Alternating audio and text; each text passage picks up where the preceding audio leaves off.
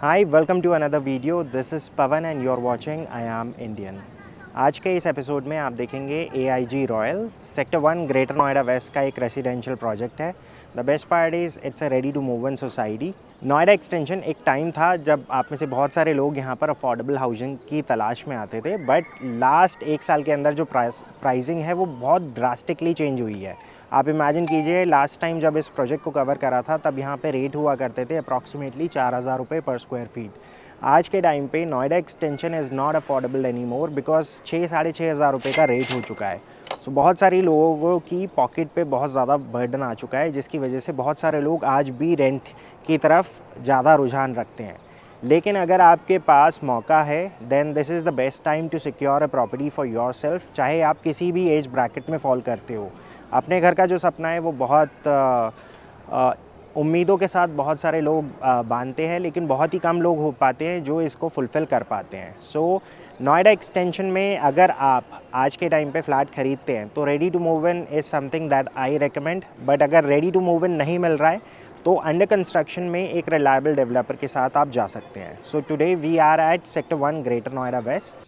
AIG royal की जो location है ये है सेक्टर 1 की. यहाँ तक पहुँचने के लिए आपके पास मल्टीपल अप्रोच है. अगर आप ग्रेटर नोएडा परी चौक की तरफ से आ रहे हैं तो एस सिटी से आपको लेफ़्ट लेना है.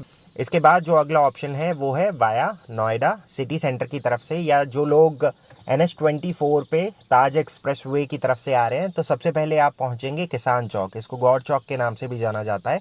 यहाँ से आपको पंचमुखी हनुमान मंदिर की तरफ आना है और वहाँ से राइट लेना है.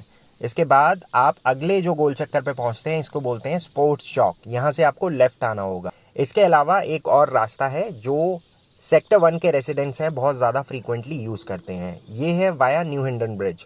सो सेंट्रल नोएडा की तरफ से या फिर नोएडा एक्सप्रेस वे की तरफ से अगर आप ट्रैवल करके सेक्टर 1 में आ रहे हैं तो न्यू हिंडन ब्रिज क्रॉस करके जैसे ही आप स्पोर्ट्स चौक पहुंचते हैं यहाँ से आपको लेना होगा राइट. लेफ्ट हैंड साइड पे 75 मीटर की ग्रीन बेल्ट है और राइट हैंड साइड पे है गौर के मलबरी मैंशंस. तो ये पूरा एरिया लो डेंस है.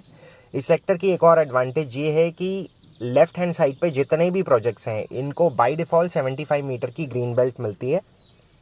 तो जिस प्रोजेक्ट के सामने ये ग्रीन बेल्ट आती है उसी डेवलपर को ये मेंटेन करनी पड़ती है.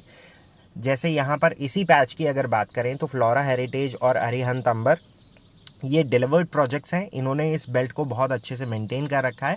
आने वाले टाइम में यहाँ पर जो भी और प्रोजेक्ट्स हैं मेन रोड फेसिंग पे उनको ये ग्रीन बेल्ट इसी तरह से बनानी होगी.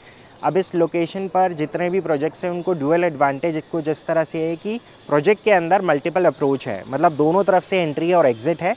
और यहाँ पर फ्रंट जो सेक्शन है उसमें बाय डिफ़ॉल्ट 75 मीटर की अथॉरिटी ग्रीन बेल्ट. इस ग्रीन बेल्ट की एडवांटेज ये है कि एक तो लैंडस्केपिंग बहुत अच्छी हो जाती है. प्रोजेक्ट में जो एंट्रेंस है वो एक रिजॉर्ट टाइप की फील देती है और सिमिलर कॉन्सेप्ट पे अरिहंत अंबर और फ्लोरा हेरिटेज ने कर रखी है. बट ये वाला जो प्रोजेक्ट है 2 फेजेस में डिवाइडेड है. 4 एकड़ का पूरा प्रोजेक्ट है.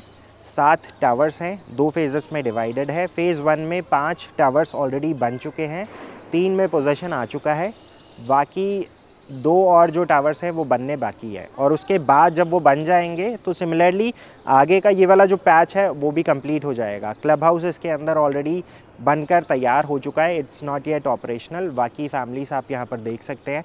Right now I am in the central park area, जो अभी ऑलमोस्ट आप अगर प्रोजेक्ट का देखें तो 20% ही है. 80% इसमें अभी बनना बाकी है बिकॉज जैसे जैसे फ्यूचर में आगे का जो पैच है वो कंप्लीट होगा तो आगे जितनी एमिनिटीज़ हैं, लैंडस्केपिंग है, ये सारा पोर्शन कंप्लीट हो जाएगा. सो अब यहाँ से चलते हैं आगे प्रोजेक्ट में बिकॉज इस प्रोजेक्ट के अंदर 2 सैम्पल्स हैं जो यहाँ पर डेवलपर ने रेडी कर रखे हैं.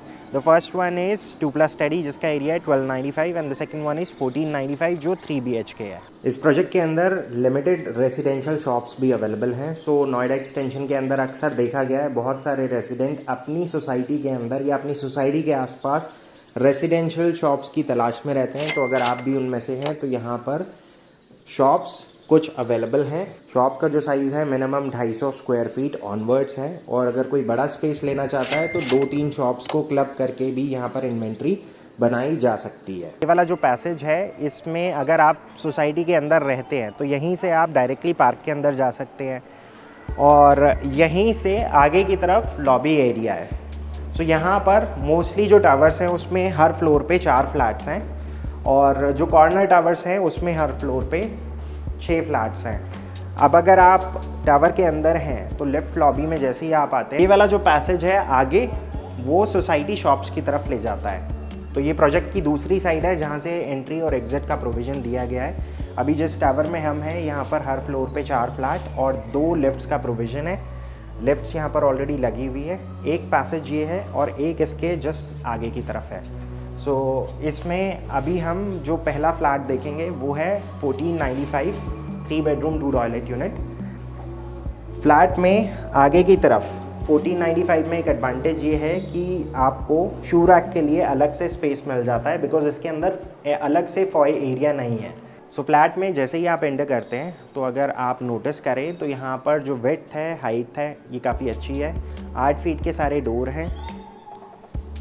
1495 कहने में छोटा लगता है, लेकिन यहाँ पर ओरिएंटेशन इस तरह से है कि आपको एक प्रॉपर एल शेप में लिविंग डाइनिंग एरिया मिलता है। फ्लोर टू सीलिंग हाइट काफ़ी अच्छी है, ऑलमोस्ट 10 फीट की हाइट है। नोएडा एक्सटेंशन के अंदर बहुत सारे डेवलपर ऐसे भी हैं जहाँ पर 9 और 9.5 फीट की हाइट है फ्लोर टू सीलिंग, जिसकी वजह से आपका जो रूम है वो काफ़ी छोटे लगते हैं। तो पूरा जो फ्लैट है वो 2 साइड ओपन है। हर डायरेक्शन में आपको बालकनी है, हर रूम के साथ बालकनी है। इनफैक्ट किचन के साथ अलग से एक यूटिलिटी बालकनी है। सो ये रहेगा पूरा लिविंग एरिया। लिविंग के साथ एक बालकनी एरिया है। बालकनी में जो विड्थ है वो ऑलमोस्ट 5 फीट है और लेंथ काफ़ी अच्छी है। तो ये है लिविंग के साथ बालकनी। अब यहाँ से आपका जो व्यू है वो वेस्ट फेसिंग का व्यू रहेगा। East is somewhere over there. अब लिविंग में 7 सीटर आप आराम से अकोमोडेट कर सकते हैं। इसके बाद ये रहेगा पूरा डाइनिंग एरिया। तो डाइनिंग एरिया में नॉर्मली यहाँ पर अगर आप चाहें तो चेस्ट यूनिट लगा सकते हैं, और इसके अलावा बहुत सारे लोग टीवी की जो प्लेसमेंट है वो इस दीवार पे भी कर सकते हैं, बिकॉज़ यहाँ से किचन में कोई काम कर रहा है तो वो अपने जो भी शोज़ हैं वो रेगुलरली देख सकता है। अब यहाँ पर ओपन किचन का कॉन्सेप्ट है। बहुत सारे लोगों को ओपन किचन समझ नहीं आता है अपनी कुकिंग प्रेफरेंस की वजह से। तो पोजीशन लेने के बाद आप चाहें तो इसमें एक वॉल क्रिएट कर सकते हैं और इसको एक क्लोज किचन बना सकते हैं। अदरवाइज़ वुडवर्क यहाँ पर स्टैंडर्ड ऑफरिंग का पार्ट नहीं है। तो आपको जब फ्लैट बिल्डर पोजीशन ऑफर करेगा तो उसके अंदर किचन में सिर्फ ग्रेनाइट काउंटर टॉप रहेगा, सिंगल बोल सिंक रहेगा। बाकी ये सारा वुडवर्क जो है ये सिर्फ एक आइडिया देने के लिए रखा गया है, ताकि आप जब इस स्पेस को डिज़ाइन करवाएंगे अपनी रिक्वायरमेंट के हिसाब से तो कैसे करवा सकते हैं। ये है यूटिलिटी बालकनी। अब यूटिलिटी बालकनी कंपैरेटिवली दूसरी बालकनी से काफ़ी ज़्यादा बड़ी है। 6 फीट अगर आप देखें तो इसकी लेंथ है और यहाँ तक ये बालकनी आती है। अभी हम ग्राउंड पे हैं इसीलिए यहाँ पर रेलिंग नहीं लगी हुई है, अदरवाइज़ रेलिंग ऊपर लगी हुई है।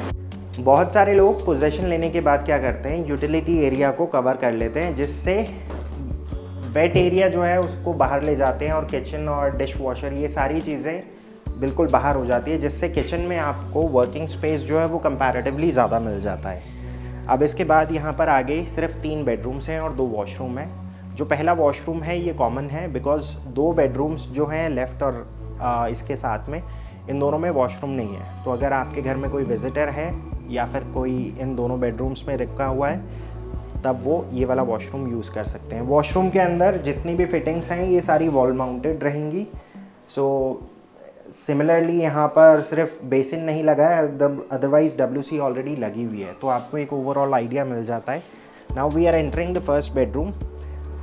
ये इस घर का सबसे छोटा बेडरूम है। क्लोजेट एरिया इसके जस्ट साथ में है, फ्लोर एरिया से सेपरेट है। रूम डायमेंशंस आपको स्क्रीन पर देखी जाएगी। अब ये एक रनिंग बालकनी है जो दोनों बेडरूम्स के साथ शेयरिंग में है। लेंथ और विड्थ आप देख सकते हैं काफ़ी अच्छी है। Now we are entering the second bedroom. Second bedroom में भी just like the first bedroom यहाँ पर क्लोजेट एरिया बिल्कुल सेपरेट है। कंपैरेटिवली यहाँ पे क्लोजेट एरिया थोड़ा सा बड़ा हो जाता है। और ये वाला जो बेडरूम है अगर आप जॉइंट फैमिली में रहते हैं तो अपने पेरेंट्स को दे सकते हैं, वो किड्स को दे सकते हैं। और ये मास्टर बेडरूम है। मास्टर बेडरूम में नॉर्मली अगर आप देखें तो आप कहेंगे कि यार क्लोजेट के लिए तो स्पेस बहुत कम है, बिकॉज़ यहाँ पे क्लोजेट के लिए ये एक छोटा सा पैच रहेगा। सो इसके अंदर सिर्फ आपको कैविटी मिलेगी, वुडवर्क आपको खुद कराना पड़ेगा। बहुत सारे लोग क्या करेंगे, इस वाले स्पेस में वुडवर्क कंप्लीट करवा लेंगे विद स्लाइडर, बिकॉज अगर शटर्स के साथ जाते हैं तो आपको रूम स्पेस थोड़ा और छोड़ना पड़ता है। अदरवाइज़ ये वाला जो कॉर्नर है यहाँ पर भी वुडवर्क बन सकता है स्टडी के साथ, जैसा बहुत सारे लोगों की रिक्वायरमेंट होती है। वर्क फ्रॉम होम का जो कल्चर है वो आजकल चल रहा है। सो ये एक जो बेडरूम साइज़ है डिसेंट है, बिकॉज एक किंग साइज़ बेड लगा हुआ है, दोनों तरफ कॉर्नर्स है, और उसके बाद वॉशरूम जो है वो इसके साथ अटैच्ड है, just like the common washroom. यहाँ पर भी जितनी भी चीज़ें हैं वो सारी वॉल माउंटेड है। ये इसके साथ एक प्राइवेट बालकनी है जो मास्टर बेडरूम की सेपरेट बालकनी है। So that's it guys. ये था 1495 स्क्वायर फीट में एक 3 bedroom 2 toilet unit at AIG royal. अब अगर हम सेक्टर 1 की कॉस्ट एनालिसिस करें तो यहाँ पर रेडी टू मूव इन में बहुत सारे प्रोजेक्ट्स अवेलेबल हैं। 2 प्रोजेक्ट्स तो इसके जस्ट साथ में ही हैं, फ्लोरा हेरिटेज और अरिहंतंबर। इनके अंदर यूनिट्स की जो शॉर्टेज है वो बहुत ज़्यादा है, बिकॉज यहाँ पे गिनती के 3 या 4 यूनिट्स बची हुई है। इसके अलावा सेक्टर 1 में जो रिसेंटली जिस प्रोजेक्ट्स के अंदर पोजेशन आया है वो है एस डिवाइनो। यहाँ पर 1565 का साइज़ है, कॉस्टिंग जाती है अप्रॉक्सीमेटली 1.5 करोड़। सेक्टर 1 के अंदर अगर हम ऑनगोइंग प्रोजेक्ट्स की बात करें तो यथार्थ हॉस्पिटल के जस्ट साथ में 2 ऑनगोइंग प्रोजेक्ट्स हैं, एक्सप्रेस एस्ट्रा और ट्राइडेंट एम्बेसी रेसो। यहाँ पर जो रेट है वो 7,000 रुपये से 7,500 रुपये पर स्क्वायर फीट तक का है, अगर हम ऑल इंक्लूसिव प्राइस की बात करें इंक्लूडिंग GST। इसके अलावा स्पोर्ट सिटी के अंदर कुछ ऑनगोइंग प्रोजेक्ट्स हैं जहाँ पर एपेक्स अल्फ़ाबेट और आयरिश पर्ल्स, ये कुछ ऐसे प्रोजेक्ट्स हैं यहाँ पर इन्वेंट्री अवेलेबल है, बट स्टिल रेट जो है वो 6,500 से 7,000 रुपये पर स्क्वायर फीट का है। आप अगर आज के टाइम में नोएडा एक्सटेंशन में सेक्टर 1 के अंदर ही प्रोजेक्ट ढूंढ रहे हैं तो ये एक आइडियल लोकेशन है उन लोगों के लिए जो दिल्ली और नोएडा से ज़्यादा दूर नहीं जाना चाहते हैं। अदरवाइज़ जो भी न्यू लॉन्च है वो सेक्टर 10 और सेक्टर 12 के अंदर है, जहां पर एवरेज जो कॉस्टिंग है वो 5,000 से 5,500 रुपये पर स्क्वायर फीट तक की है। हम जितने भी प्रोजेक्ट्स करते हैं एक्सक्लूसिव करते हैं तो डिस्काउंटिंग का जो पोर्शन होता है वो हमेशा आपके लिए सिक्योर रहता है। इस तरह से it becomes a win-win situation for the home buyer and for us as well. हम आपको बेटर डिस्काउंट दे पाते हैं तो ऑब्वियसली यहाँ पर एक ट्रस्ट फैक्टर जो है वो भी बिल्ट होता है। नोएडा एक्सटेंशन के अंदर अगर आप एक रीजनेबल प्राइसिंग के अंदर 2 या 3 BHK कंसिडर कर रहे हैं then this is a very good option. Similarly अगर आप इस टाइप के कुछ और प्रोजेक्ट्स देखना चाहते हैं then stay subscribe. With that being said अब आपसे मिलते हैं किसी और प्रोजेक्ट पे किसी और लोकेशन पर। सो आज के लिए बस इतना ही। I will see you guys tomorrow. So till then take care and good bye.